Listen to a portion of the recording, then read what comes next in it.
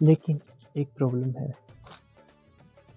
So hello family and friends, मेरा नाम ऋषभ है और मैं एक ब्रांड बिल्ड कर रहा हूँ जिसका नाम है कीबोल्ट।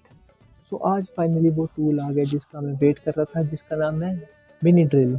ये है वो मिनी ड्रिल, इसका मैं वेट कर रहा था। तो इस ड्रिल की वजह से मैं अपने प्रोटोटाइप के अंदर होल्स और कैविटीज बना पाऊंगा, लेकिन एक प्रॉब्लम है। तो इसके साथ मुझे बस ड्रिलिंग बिट्स मिली हैं, ग्राइंडिंग की बिट नहीं मिली है, तो वो मुझे खुद बनानी पड़ेगी। तो ये जो मिली थी मुझे साथ ये बिट्स हैं, होल करने के लिए बिट्स हैं, ग्राइंडिंग बिट मुझे खुद बनानी पड़ी, तो ये है वो ग्राइंडिंग बिट।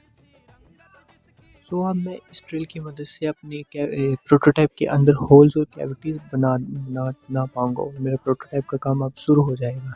बस आज के लिए इतना है, क्योंकि आज बहुत काम है कि मुझे प्रोटोटाइप बनाना है, अपना कंप्लीट करना है। कल तक आपको दिखाना है प्रोटोटाइप की कैसा बना है कैसा नहीं बना है। तो मिलते हैं कल, बाय।